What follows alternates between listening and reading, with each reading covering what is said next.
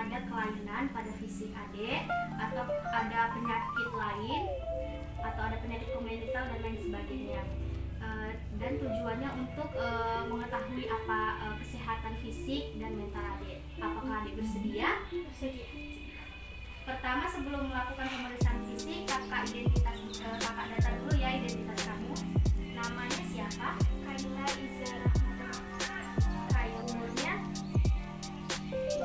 13 tahun. Suku bangsa Indonesia. Suku Jawa. Tanggal lahirnya tanggal 21 bulan 8 2010. perdagangan. Agamanya Islam, terus perkawinan belum ada, statusnya pelajar mendata identitas. Sekarang kita melakukan pengukuran tinggi dan berat badan ya.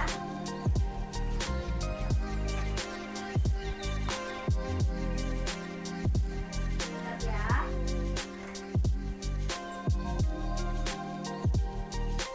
Tingginya 154 cm, beratnya agak berat deh. 46 kilogram. Sekarang kita mengukur tali pendatar ya. Atensi dulu ya.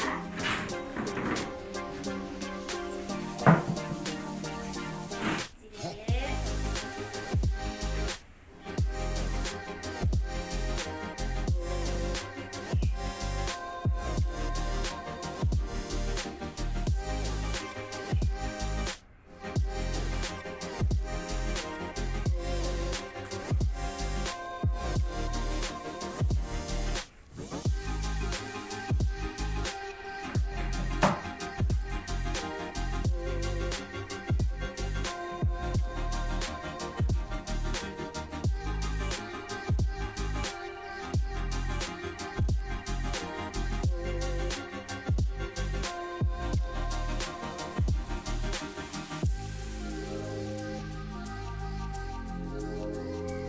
Tangannya di meja.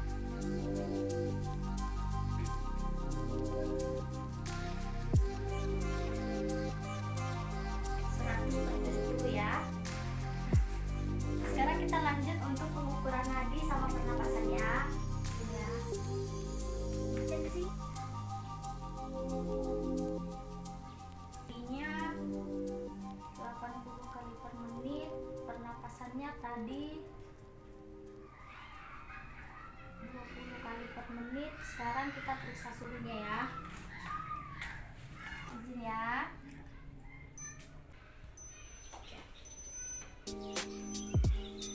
Suhunya 36,2 derajat Celcius ya.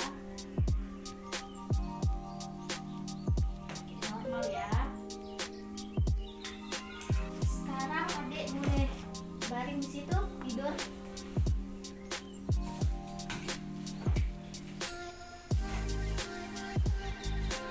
Sini adik. Sini ya, kita lihat bahwa rambutnya warnanya hitam, halus, dan kepalanya juga bersih. Kemudian kita lihat wajahnya simetris. Kemudian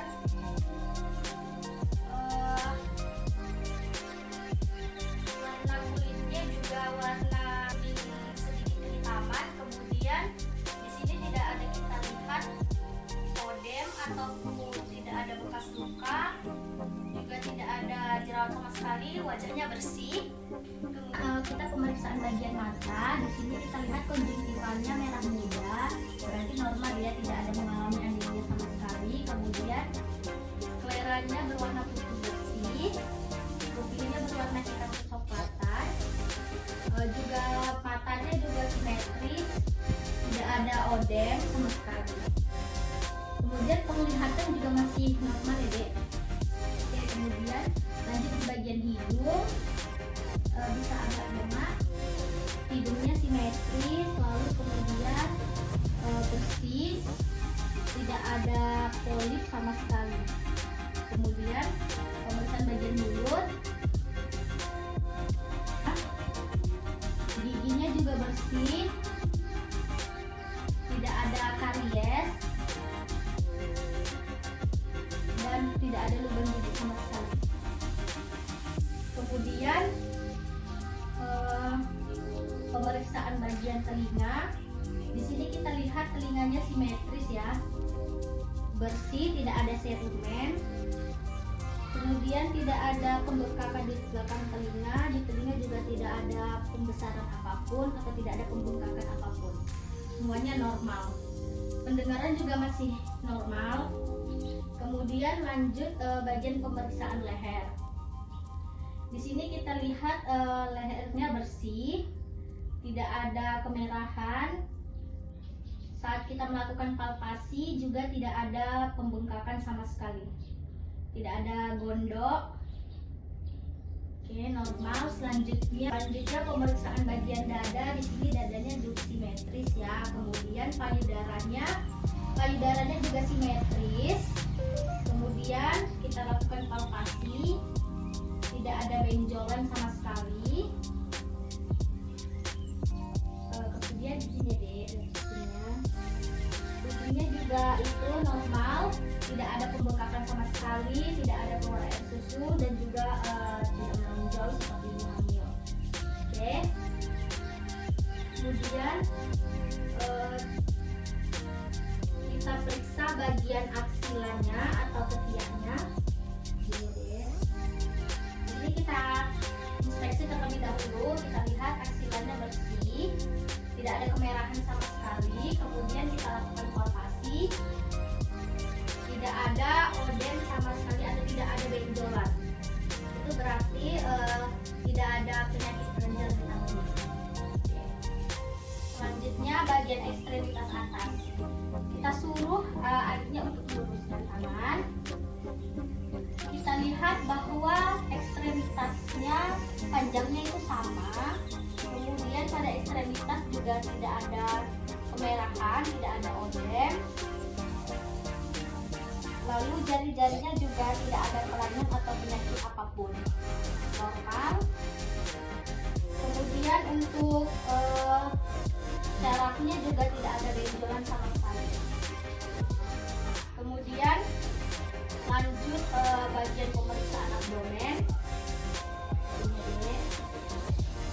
Di sini kita lihat bahwa abdomennya simetris, kemudian tidak ada kemerahan.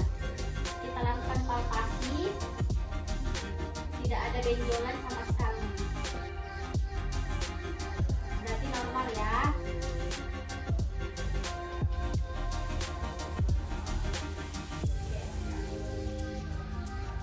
Lakukan pemeriksaan pada bagian panggulnya. Pertama kita akan melakukan pemeriksaan CPAT yang dimana tujuannya untuk mengetahui fungsi ginjal, apakah ada penyakit atau kelainan pada ginjal atau ada yang bermasalah pada ginjalnya. Kita suruh adiknya untuk miring, posisi SIMS. Kemudian kita letakkan satu tangan kita seperti ini, kemudian kita pukul di bagian lubang limanya.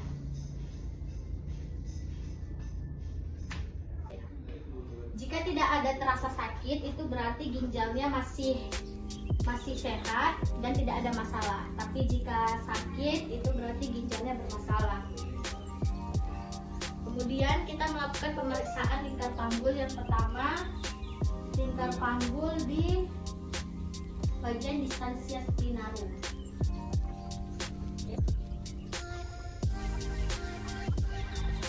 Di sini kita dapatkan distansia spinarumnya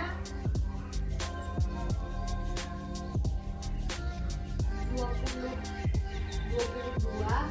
wajar karena remaja kan tidak hamilnya. Kemudian distansia sekitarnya kan 28 cm. Kemudian konjugata eksternanya 16 cm. Kemudian di panggulnya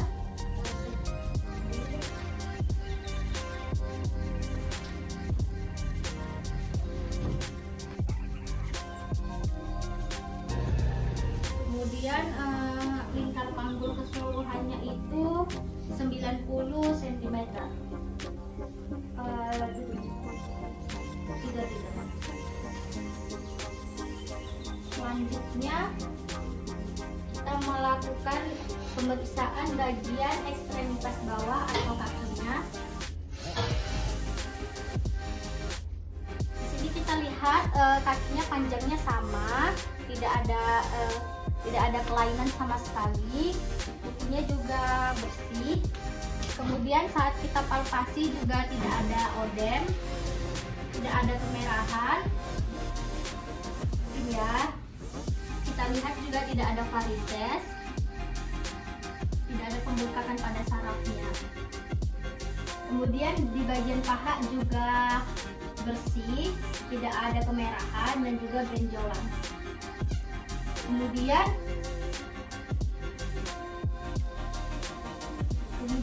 kita melakukan pemeriksaan refleks patella.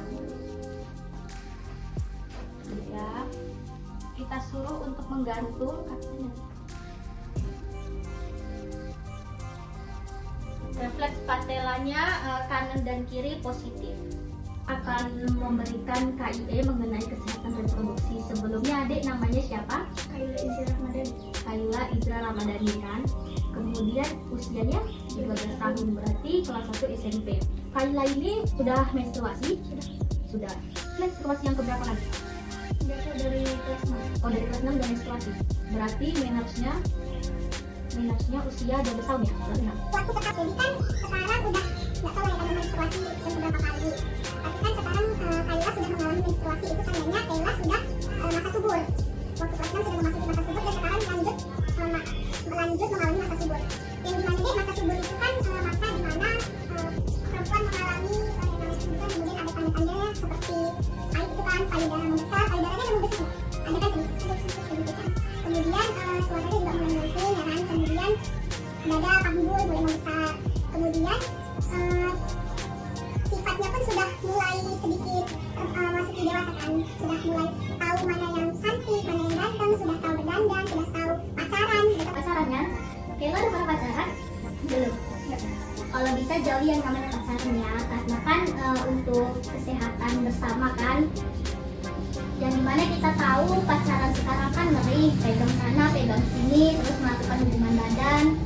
Kalau bisa Kaila jauhi yang namanya pacaran. Boleh kok deket sama laki-laki boleh, terus boleh juga kayak berteman biasa tapi jangan berlebihan. Karena kan masa reproduksi sekarang masanya memuncaknya yang namanya percintaan, cinta monyet gitu kan. Terus kayak ya bucin-bucinnya gitu. Terus sulit juga mengendalikan diri, apalagi sekarang kan teknologi canggih, kita melihat video-video ini. Kalau bisa Kaila juga menghindari melihat video-video dewasa seperti video porno, kan sekarang banyak di sosial media kan.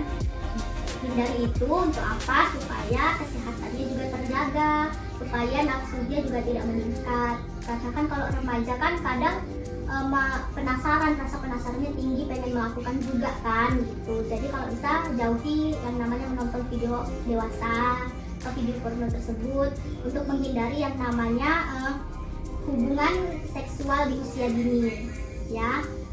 Kalau misalnya lah Kaila kebablasan gitu kan, misalnya pacaran, terus Kaila melakukan hubungan orang dewasa, kemungkinan nanti juga Kaila sama pacarnya kan kita nggak tahu laki-lakinya pernah berhubungan sama siapa aja. Nah nanti bisa jadi kemungkinan besar Kaila juga kena penyakit yang namanya HIV atau penyakit AIDS, itu penyakit menular seksual, sifilis, mono, itu yang bernanah-nanah, itu vaginanya yang berjamur-jamur seperti itu, dan itu berbahaya kalau misalnya infeksi. Kemudian kan Kaila nggak mau kan infeksi vaginanya kan, mau tetap bersih kan, terus mau menjaga kehormatannya juga kan. Jadi kalau bisa jauhi yang namanya pacaran, karena untuk menghindari yang namanya hamil dini, kan bisa juga hamil kan kalau kalau melakukan hubungan seksual. Karena kan Kaila udah menstruasi nih, udah masa subur, si cowoknya juga udah mengalami yang namanya masa pubertas ya kan, suami dewasa, berarti kan spermanya sudah mulai aktif. Kemudian sel telur Kayla juga udah bisa menghasilkan keturunan gitu kan. Sudah bisa mulai berkembang lah menghasilkan keturunan. Jadi yang namanya menstruasi ini kan masa subur, masa dimana bisa hamil gitu kan. Jadi untuk menghindari yang namanya kehamilan, Kayla harus jaga jarak atau jaga pergaulan, jangan sampai salah pergaulan ataupun kebablasan sama lawan jenisnya gitu kan. Jadi harus menghindari yang namanya pergaulan bebas itu. Jadi mulai sekarang jagalah organ reproduksinya. Kalau misalnya Kayla haid kan, kalau misalnya nih Kayla haid, Kayla ganti aja pembalutnya 3 kali sehari, 2 kali sehari juga bisa. Tapi kalau memang udah banyak atau tembus, Kayla bisa ganti. Pokoknya kalau udah terang atau kalau misalnya selesai haid lah, Kayla kan pakai celana dalam nih, terus terasa lembab itu harus diganti. Pokoknya celana dalam itu diganti itu 2 kali sehari, atau kalau misalnya lembab boleh 3 kali sehari. Itu untuk menjaga kelembaban vaginanya kan, biar nggak iritasi, biar nggak gatal. Nanti kan kalau gatal bisa jadi sifilis gitu kan, kalau ada jamurnya kan gatal darah merah juga. Itu udah terjadi peradangan. Dan pembalut itu harus teratur, nggak boleh satu hari itu satu celana dalam atau celana dalamnya dibolak-balik. Kalau misalnya udah dipakai, pakai lagi tapi dibalik ya kan. Itu nggak boleh ya, karena kan ada bakteri sama kumannya. Kemudian Kayla jangan pakai pembersih kewanitaan itu, nggak boleh ya. Apalagi kalau masih remaja kan, vaginanya masih sensitif kan, nggak boleh pakai itu karena kan pH-nya tinggi, bisa menyebabkan iritasi juga. Jadi vaginanya itu cukup dibersihkan saja pakai air atau pakai sabun gitu kan. Pokoknya jangan pakai pembersih kewanitaan. Kemudian kalau misalnya menstruasi itu wajib ganti pembalut ya, jangan terlambat ganti pembalutnya. Kalau memang misalnya udah terasa banyak walaupun nggak tembus, diganti aja ya. Nah itu kalau misalnya organ reproduksi kita nggak sehat, otomatis kan bisa juga terinfeksi ke rahimnya, bisa juga sulit nanti punya anak ya. Terus kalau misalnya Kayla kan ada misalnya Kayla ini salah pergaulan misalnya, terus Kayla hamil terus disuruh menggugurkan, otomatis kan itu nggak boleh kan, menggugurkan itu juga berbahaya bagi kesehatan reproduksinya. Apalagi Kayla kan masih usia remaja, masih usia rentan banget kan. Jadi kalau misalnya menggugurkan anak itu bisa terjadi pendarahan, kematian janin, kematian ibunya juga. Jadi kan kalau misalnya masih remaja itu kan organ reproduksinya masih sangat rentan gitu kan, belum matang, kalau dibilang belum cukup. Jadi belum bisa, yang pertama itu kalau usia remaja itu belum cukup yang namanya untuk hamil, atau belum bisa sih hamil tapi belum cukup, belum matang organ reproduksi vaginanya sama rahimnya itu belum matang. Jadi usahakan dihindari kan. Jadi di usia sekarang Kayla harus hati-hati dalam pergaulan. Jangan lupa jaga kesehatan reproduksinya, itu penting. Karena perempuan itulah asetnya. Asetnya itu organ reproduksinya. Mau itu vagina, rahim, ataupun payudara juga itu adalah aset. Jangan kasih sama siapapun, jangan mau dengan rayun-rayun gombal, masa depan masih panjang. Jadi kalau mau sehat, jagalah organ reproduksinya karena itu adalah aset berharga perempuan ya. Udah kakak kasih tahu kan tadi cara menjaga organ reproduksi yang baik. Ya kan? Kayla udah paham? Ada yang mau ditanyakan atau ada yang kurang paham? Udah paham? Udah cukup ya? Oke, makasih ya. Oke, sehat terus ya Kayla.